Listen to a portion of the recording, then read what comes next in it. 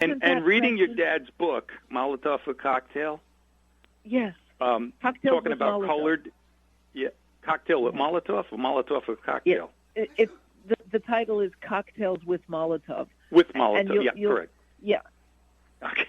Because he was at a cocktail party where Molotov was in attendance. Right, who was a real man. He was a Russian, right? Yes. Yeah, he explains that in the book. One of the funny stories I read was called Colored Water. I won't go into it, but it was pretty funny. No, you tell the audience. It's really charming.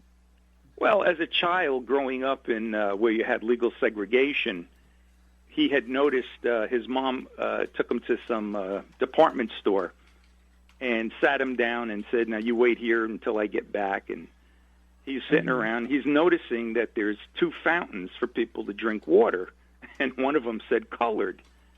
And since there's predominantly a lot of white people there, Barry's just looking at us, colored water. You know, like as a kid, you're saying, water's no color. It's usually white. It's clear. And all these, white people are going up to the fountain. Of course, nobody's going to the colored water. He's like, why wouldn't anybody want colored water? Be interesting. Until he finally saw a black man go over to the fountain, and to his surprise, the water was coming out clear. And just kind of, I guess as a kid, you have different expectations. Like you're expecting to see colors of water, different colored water coming out of the fountain. And I just thought, through a child's eye, that's beautiful. It was great. It's one of those little stories, a lot of little anecdotes and stuff in there. I'm not done reading it, but I'm finding it really interesting and enjoying it. So I remember that story. Thank you for story. the book. I really appreciate that. My pleasure. And I don't want to take a lot of time up, but since you covered a lot of the Farberisms, though, that kind of get me.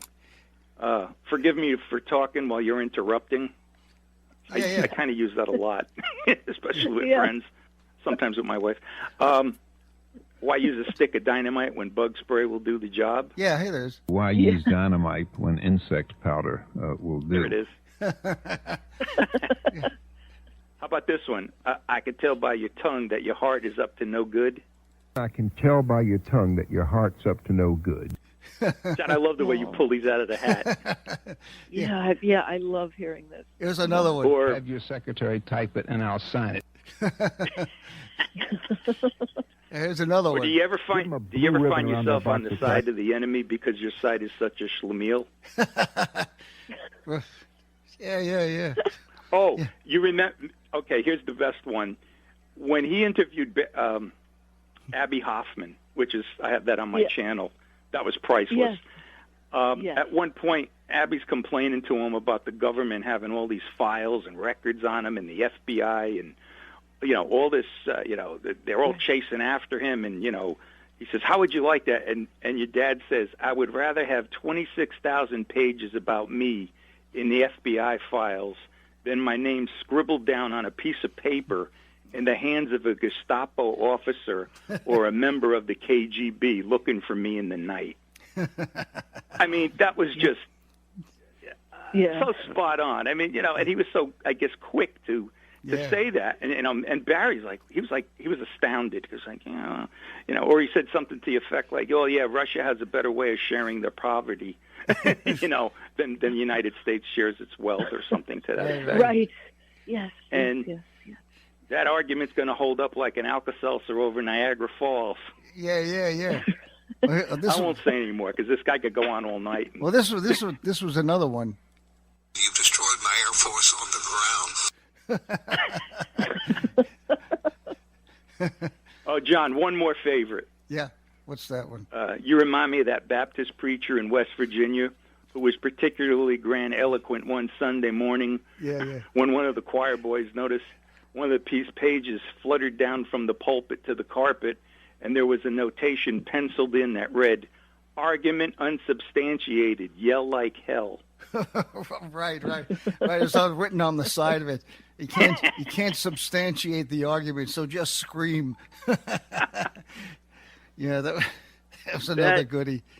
That was radio like you'll never get again. Yeah, right. Well, you got too much sand in your gizzard. Clean it out and call me.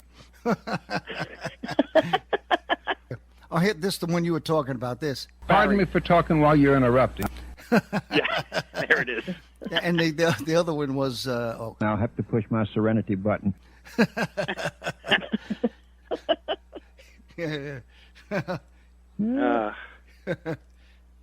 So that's it. I'm talked out. I don't want to take any more time. I just wanted to get a few jabs in. Yeah. Well, thanks for doing this interview. I mean, this is really, it's good. Of course, thank you for all the audio that you're putting together. You're saving the beautiful history of vintage radio. It's radio history. Barry and others. Yeah. But I used to follow John and Frank. We didn't know each other. Now we know each other. But prior to that, over the years, on other radio stations or programs, and either they would be on before me or after me. But like it was kind of funny, and then all these years later, we managed to get back together, and now it's a little bit more than just I'm before you or you're after me. It's fun. I enjoy it. This is what I do here in the Midwest, in the middle of the heartland here, on a Friday night when most people are out doing things, and I'm like, I got to listen to the radio. Yeah, in minus 40-degree weather. Not now. It's warming up now. It's practically no snow left on the ground. Okay. It's like a 99 degrees change. Hey, John, do you have that audio clip of Lynn Samuels kind of saying what a good-looking guy you were and how she was? I says, John, you could have played your cards right. You could have got lucky with Lynn. Yeah. Yeah, I think I do have that show. It was funny. You played it one night. We were talking. Oh, yeah, here it is. Well, John, my darling, are you as cute as you were last week? He's very good looking, Dave. You never met him. I did. He's really cute. Look, thank you. Just because you're cute, don't think that you're right about anything. Well, I want to say that it was a pleasure to meet you. Yes, it was really a pleasure to meet you. He really is. He's so nice. I liked him so much. How about that? Yeah, well, she was one of the few liberals you could tolerate. So, I had fun with her. Yeah. As long as it wasn't political, we had a good time. I don't know if you heard this Farberism. He sometimes said, I like liberals. We need to keep several of them around for research purposes. Yeah, he would say that. That's right. He said that about Lynn. Right. I think he said... I think that kind of set her off, too. Yeah.